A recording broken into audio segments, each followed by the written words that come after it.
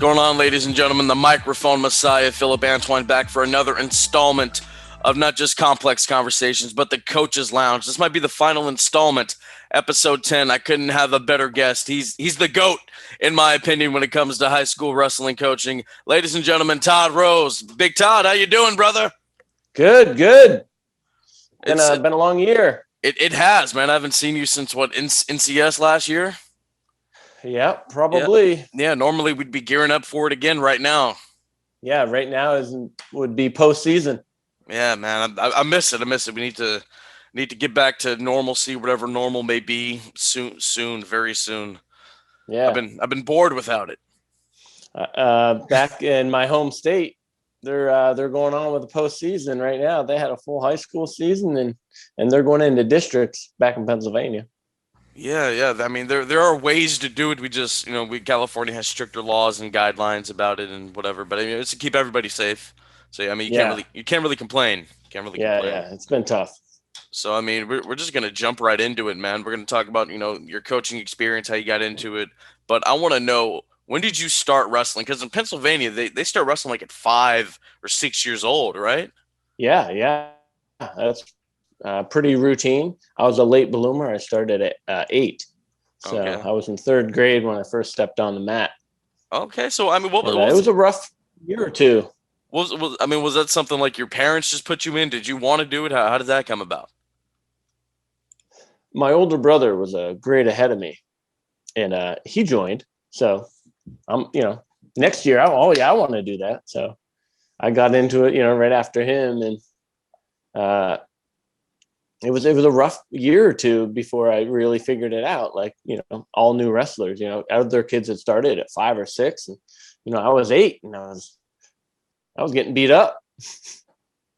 Okay.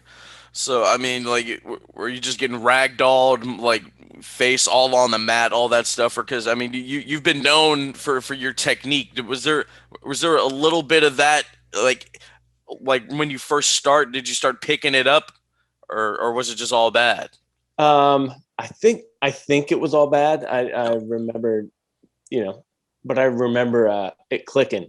Okay. When I was in 5th grade. So after, 3rd grade, 4th grade, something in 5th grade, like it really clicked, and I got the technique, and I really understood how aggressive you have to be. I think, like, we didn't have practice 5 days a week, in elementary school. We'd have it like twice a week and go to tournaments on the weekends, and you kind of, trial by fire. But in 5th grade, it started to click, and I started to win, and I started to, win ribbons or little medals at these elementary level tournaments, and like, okay, I got this. That's what's up. So I mean, you started 8 years old. So normally out here in the Bay Area, if somebody starts wrestling, they're a freshman in high school, and it really doesn't start to click for them till like their junior or senior year. So in your case, would we say by 6th or 7th, maybe even 8th grade, that's when it all really starts to click for you? Mm-hmm. Okay. So I mean, you were dominating guys on the mat, running those wings. By middle school, I had had 4 years under my belt. I had gone to a wrestling camp at the local university. So by 7th, 8th grade, I was, starting to dominate, starting to win tournaments. So I came into my freshman year of high school with 6 years of wrestling experience, wrestling camps, and I was ready to go. I expected to be varsity when I came into into 9th grade. Absolutely. So you wrestle all throughout high school. You don't wrestle in college. No. You do cross country and track, right? Yeah, I ran cross country, and was that was a big decision for me my senior year. Like, which avenue am I going to go? Am I going to go the wrestling avenue? Am I going to go the running, avenue? So I had those options. I was, it was a big decision. I thought about trying to do both, and anybody I talked to, they were, it's one or the other. At the university level, you're not going to be a cross country runner and a wrestler, which I get now. They were totally right. Okay. You got to focus on one or the other. No, absolutely. And wrestling, as we both know, just even as coaches, it takes up so much of your time, 5 days a week, 6 days a week if you throw in tournaments and all that other stuff. Mhm. So you don't wrestle in college, you run cross country, and then but you fast forward to like what 2009 or 10 because you're in college in the 90s. So you fast forward that nice bit of time and you start coaching at Mount Eaton. Yeah, Yeah. So I yeah. mean, you were So with you were just helping out at one point, right? And then you became the head honcho. well, yeah, I had a big gap in my you know wrestling experience, for like 10 or 15 years almost. And I started at Mount Eden. I'd coached track and field in Oakland, where I taught for 8 years. And then I, you know, moved to Hayward, worked in middle schools. So there was really no sports at the middle school level. And then the second year in Hayward, I came to the high school. I was like, you guys have a wrestling team. Cool. I'd like to come in and help out a little bit. And I went to a practice, and the next week, Duran called me in. How serious are you about this wrestling thing? Because the head coach, we had to let him go over the weekend, and we need someone to take over the program. So I was like, all right, I don't want these kids who have been wrestling for about a month or so into the season. It was December. They were deep, starting into their season. They had their team all set, and their coach, something went on with a kid getting hurt who didn't have his paperwork in, and it was either me or nobody. So I was like, sure, I'll do it. And and I had coached, before with track and field in Oakland. So I know coaching, and I had the certifications, and I knew wrestling, and I was ready to go. And it's been good ever since. Absolutely. We're going to talk about all the accolades we've got. You and Justin have gotten some kids too. I haven't contributed that much yet. But I mean, so you take over the coaching um position, and so I mean, you got that itch back, right? Because that's something about wrestling, man. It's infectious. Like Yeah, and it's like riding a bike. yeah, You get on the mat, and it's like it all comes back. absolutely. I mean, I remember there were times before I even started coaching, like you needed me to roll around with a kid. It's like, yeah, I got my shoes, and then you just pick it right back up. So, Mm-hmm. I mean, did you want to be like the head coach, like when you first got to Mount Eaton? Was that a goal of yours, or it just like you said, it just fell into your lap because the No, guy it's just had it's a got let sport go? that I like, and that I grew up around, and I think it's a great sport, and I think it's great for kids to learn some discipline and some hard work. And I wanted to help out if I could. I didn't come into it with wanting to be the head coach, but that's how it ended up happening. And yeah, it's been great. It's been, time flies by. I can't believe it's been 12, 13 years now. Absolutely. So, I mean, we look at it. What aspects of coaching do you enjoy? Because, like, for me, I love the look on a kid's face. Like, you can see it when they don't understand something, and then they finally get it, and you see the light bulb go off. Like, oh, that's how you hit a whizzer properly, or that's how you hit a high crotch single. So, Mm-hmm. what's it for you? Is it that same thing? Yeah, it's the progression. You see them come in, and you know they're going to have a rough time their first couple months. But you get them out there, and you get them competing, and you get them working out and sweating in the room, and you know uh, they start picking it up. And just the difference in from the beginning of their first year to the end of the first year can be drastic. And if you're coaching them properly, and they get it, when they didn't really know much about wrestling, at the end of the season they're hooked, because they understand the sport, and how great of a sport it is. Absolutely, man. Absolutely. So, I mean, you are very big on technique. That is something that when we are in a regular season, we drill a couple times a week. Sometimes we don't wrestle live at all. We have whole practices dedicated to technique. Was that something that your coaches elementary, middle school, and high school really focused on? Yeah, we drilled, because technique is where it's at. You know, uh, doing single legs and double legs seems pretty simple at first, but the quicker you become at doing it, and just learning every little you know uh, piece of the technique. Uh, you know, it's finesse.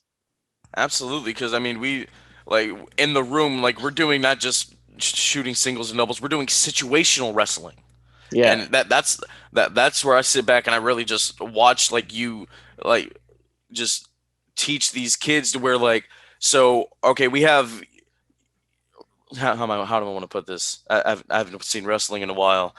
So like brain fart. So like when yeah, we're in the room, situational wrestling, like a kid, like you have the ankle, but it's not up, and then yeah, you're watching, you ready, and go, and then you're watching to see who's gonna get where, and then we kind of do the same thing when they're on bottom. You have yeah, one wing, but it's not ran fully yet. It's ran halfway.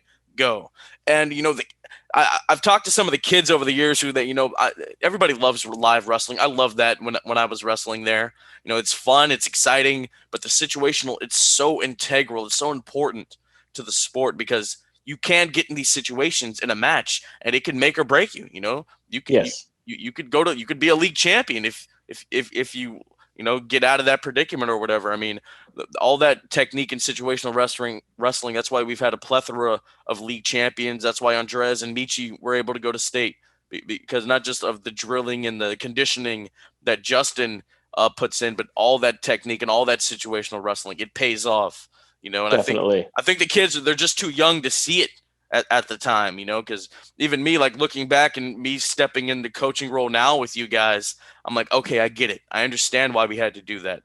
I understand why we had to drill like shooting doubles and singles legs 20 times. I get it now. Yeah, every day, Every every day. every day, man. And that situational stuff, you know, when you've been in the sport for a long time, what's going to happen. You know what situations they're going to get into.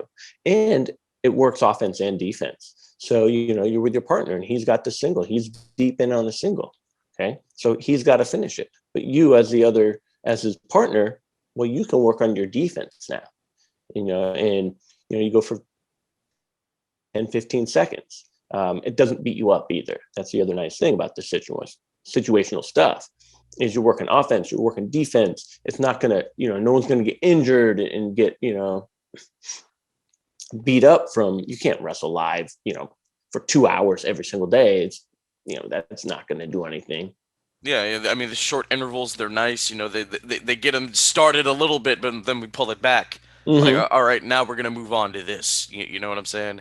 It gets them Yes. going for a little bit, and then Mm-hmm. once we get to the live at the end, like we do a King of the Mat or an Iron Man or something. That's when Yeah. Then you do that like later, like, okay, let's really go. Let's let, really go. Let's let, see if you learn something today. yeah, let's end with a bang. Let's end with a bang. So Yeah. what's your favorite technique drill to teach to run? That's a good question. Um, I like say like running halves and wings. Both the offense and defensive side. Get a deep half. You got to finish it. Bottom end has to defend it. They have to look away and peel. They have to build the base. They got to get up. Top man, you got to break them down. You got to keep them flat. Just to because that's a real situation. Someone's going to put a half on you. You know, um, or you're going to put a half on someone. You got to be able to finish it. So you can put it in, but if you can't finish it, you're not getting any points. Absolutely, man. I remember those days fondly. One guy's on the bottom, other guy's on top. He has a half. We're switching back and forth, Yep. and Jump then sides, left, right. I'm going to yell live at some point, and you got to finish it on that side. So every time you jump from left to right, you better put it in deep. absolutely, absolutely, man. So we've had a couple good kids over the years. I mean, I know I didn't go to Mount Eden for all 4 years, only my junior and senior. But in your entire time coaching, have you seen a little bit of yourself in some of the kids you coach? Possibly, maybe even Eric? Because I mean, watching Eric work, it was kind of like watching you a little bit.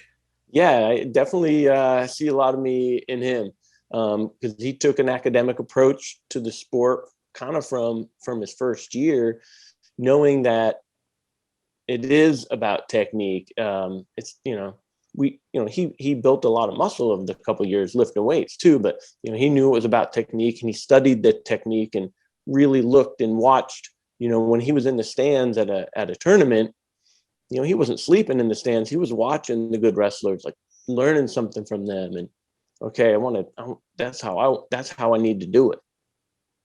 And being a 126 pounder, lightweight, definitely a little bit of Jonathan, but Jonathan Sturholm was much more of a thrower than I ever was.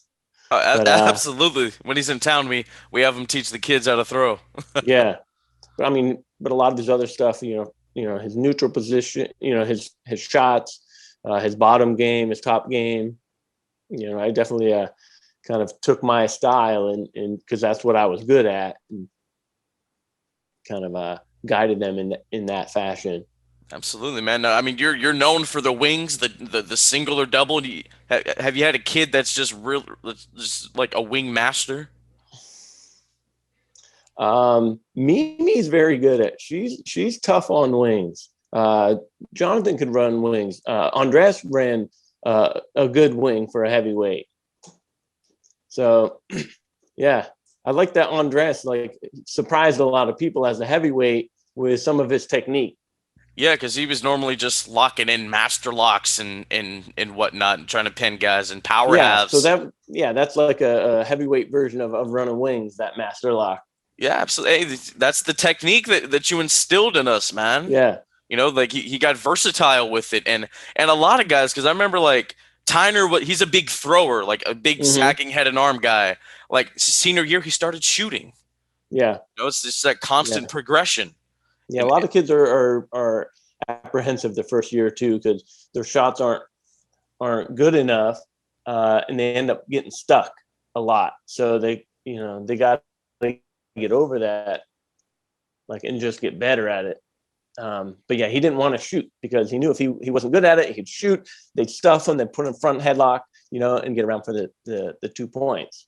But he got over that, and and that's when he got a lot better, when he got over that. absolutely. So, I mean, looking at the kids you've coached over the years, do you look at one and be like, "Hey, you remind me of so and so I used to wrestle with back in 10th grade," and anything like that? Yeah, yeah, for sure.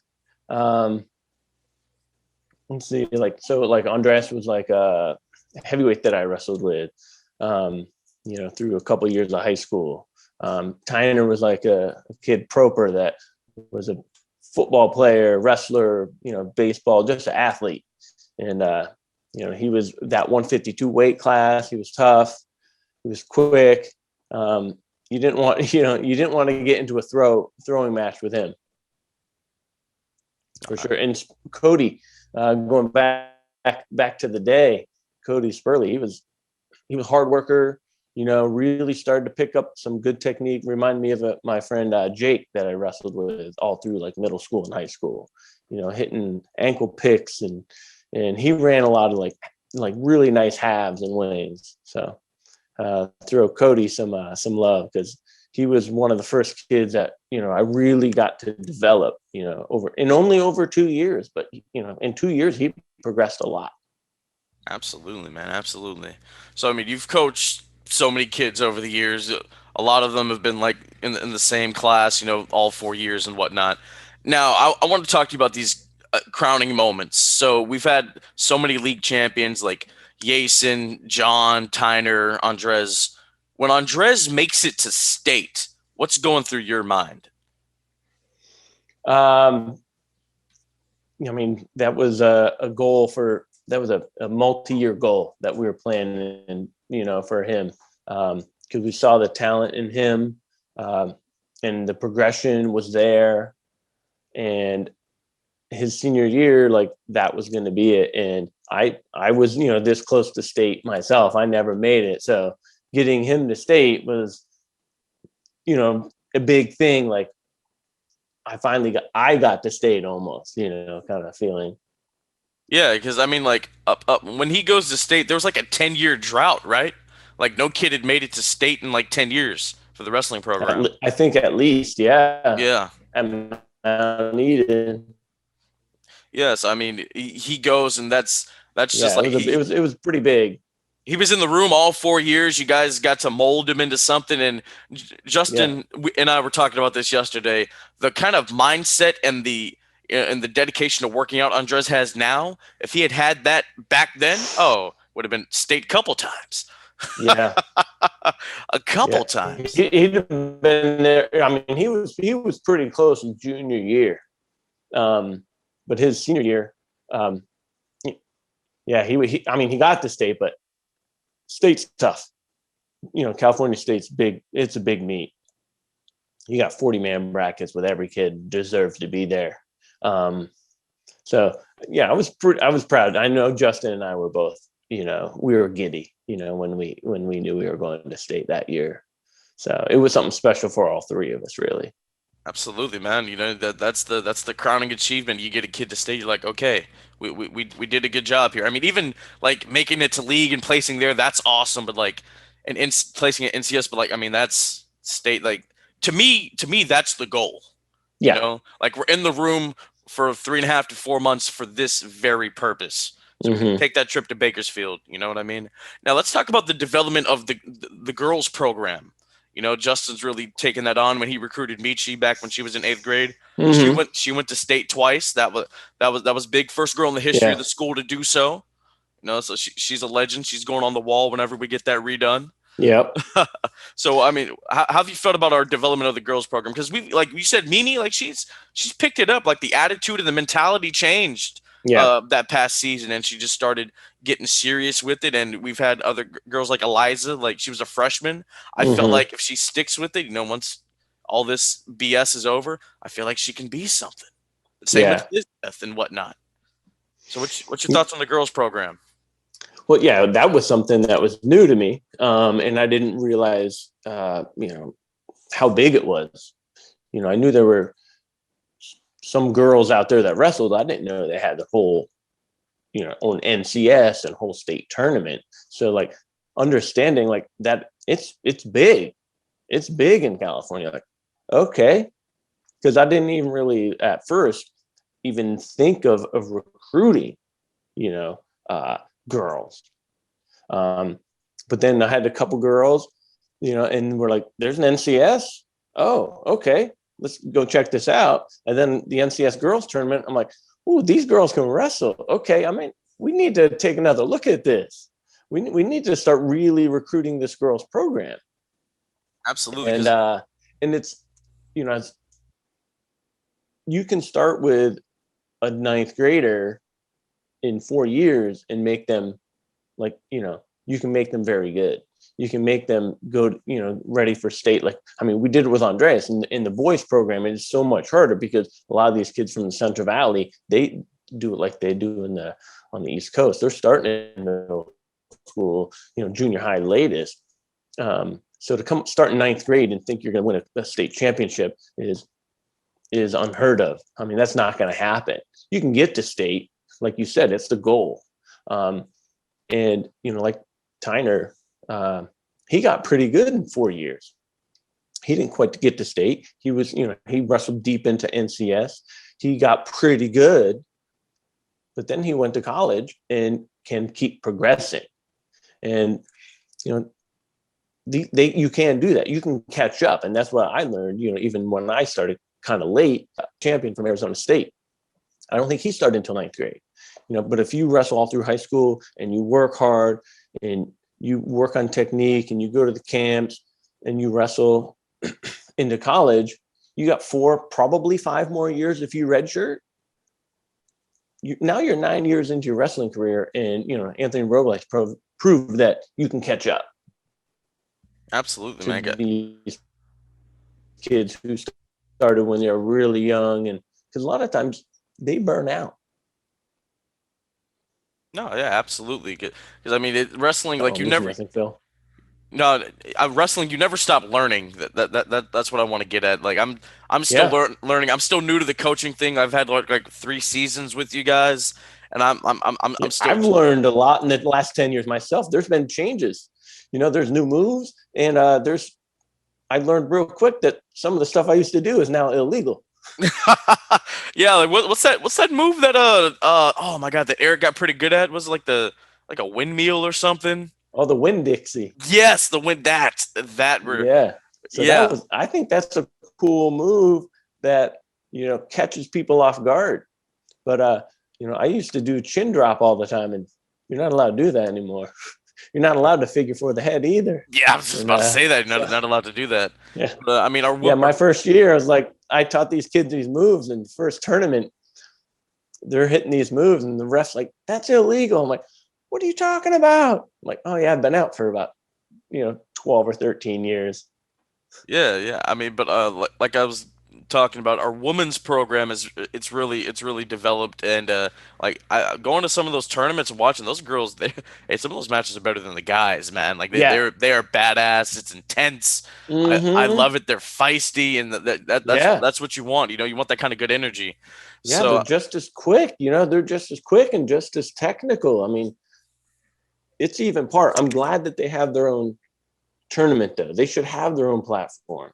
Um, my brother sent me something the other day about some brother and sister who were section champions. I'm like, that's great, but she shouldn't have to be wrestling the boys. She should get her own stage. The girls should get their own stage. There's no other high school sports where the girls have to compete against the boys. They should get their own stage. So I'm glad California's been on the forefront of that, and I think Pennsylvania and some of the other states will get there. yeah, man. I mean, like it's been this thing, like not just in wrestling, but in women's sports in general, like over the last like 5 or 6 years, like this kind of like revolution that's been going on where Yeah, women have just been dominating sports. They don't have to be male dominated or not. They're just dominating in athletics, and it's awesome. So, yeah, hopefully, we can get some more girls in the room once, we get back to whatever normalcy is going to be, and we can mold them into something and like get them. I mean, they're all going to go to NCS because that's just how the girls' system works. But hopefully, get them to state. yeah. I mean, And Michi, it gets harder every year. it does. Michi, she set the bar. She, Mm-hmm. she she set the bar. First girl in the history of the school to do so, and Yeah, so we want more girls to have that accolade to say, hey, yeah, I want to stay from Mount Eaton too. So I I feel mean, bad for the girls who are seniors right now, like Mimi, and it's yeah. like, And Ellie, like I wanted to really work with her, like on the confidence and whatnot. Like you can do this. mm-hmm. It sucks, man. It really sucks. She started to really get it last year. Yeah, like She started to really, get there where she was winning and she was hitting the moves. Um, and then she got sick and kind of missed the postseason. And yeah, because I mean Ellie's thing was like the aggression. I'm like, you need to get out there and be aggressive. Now, don't go crazy to where you get like DQ'd, but just get aggressive, fight back, yeah, wrestle hard. yeah, You know, and with the whole coaching repertoire, I think you and Justin really do complement each other because I mean you do take off like during the during like the vacations. That's where Justin he's the head honcho. He's in charge, and yeah, like we have some of the best conditioned kids in the league, yeah, hands down. Like I remember we were talking about it yesterday, Justin and I, that match Josh wrestled against that San Lorenzo kid where they went like I think they went to like overtime like twice or something, and it came yeah, down to conditioning, and Josh won. yeah, Yeah, like, and then like with the technique and the situational, that's where it all really complements each other. Now, me, I'm just standing there watching, but it really complements each other. That's why we get kids to NCS and state yeah, and league and all this other stuff, man. But yeah. And they as have we fun. yeah, absolutely. That's what it's about. Have fun. We have like a really family atmosphere in the room, and that's good. You know, we Yep. d- we don't just want you to feel like this is work or a job. No, like come in here, wrestle around, learn this craft, learn this art form, but have fun while you're doing it. Exactly. Yeah. We've definitely built a nice family atmosphere where, people come back and, Yeah, we have great. and want to be part of it and hang out. And it's good to see kids, grow up and go off into their lives, and and go off to school and get married and Yeah. have kids. And yeah, how many of the former wrestlers now are parents, and Yeah. and Yeah, man. time goes, It really does, because remember, like I stepped in the room for the first time in 2012. Here we are in 2021, still kicking it. I've been able to hop on the coaching team. It's been a blast, just Yeah. watching and learning, and like I haven't really been able to do what I want to do because we haven't really had any big kids in the room. Yeah. 'Cause, given my size, like that's where I can excel, because like I can't really work with like Eric, who's like 126 pounds.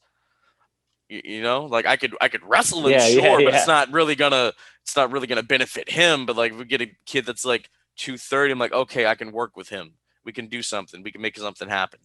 You know what I mean? We've had like a couple big kids where certain things have been able to happen, sure, but nothing nothing of promise. But hopefully once the season opens back up and we can get some things going. But as we wind down here, Yeah. this is probably a tough question. So, favorite match you've ever coached? Favorite match. Andres' final match, probably at NCS. That was an exciting match. Tyner had a really good one when there's a picture of me where he won it with like 4 seconds to go. That was one that sticks in my memory. And then yeah, that picture's on my Instagram. and Jonathan winning the El Camino tournament, where him and another kid they went after each other. It looked like it was a freestyle match because nobody was shooting singles and doubles. They were just all upper body going after each other. That was an exciting match. So those three probably are the three that really stand out as on the boys' side. Absolutely. On the girls, Mimi's match last year against the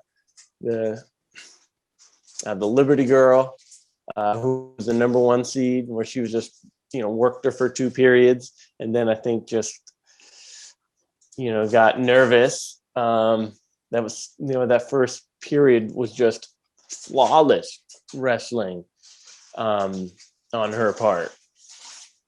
And then Michi had a really, really exciting match at state. I remember what mat she was on. I think she was on mat 8, like right in the middle of the stadium. And it just was like super close. And that's, probably her match, her, favorite match of hers on the big stage, where she really got to shine. Absolutely, man. I think I remember that one. She was doing fairly well. Yeah, Mm-hmm. I was up in the stands cheering on, repping the blue and gold. Yeah. But Rose, this has been fun, man. Yeah. I want to thank you. Not just for doing the show, but for letting me join you and Justin on the coaching journey and excursion. It's been fun. Thank you for just being a friend now. This is cool, Yeah. and I never thought like in my life I would just be able to be a friend with one of my old coaches. Yeah, that's That's what's up. cool. Thank you for being a That's what it's mentor. all about. That's what Absolutely. it's all about, building these lifelong relationships and helping build the sport, and you'll be the top guy eventually. No, you're gonna be here forever. Oh man, it's gonna be. Man, this is my 22nd year now Hey man, teaching, so I'm getting up there. hey man, it's gonna be the 3 of us for a long time.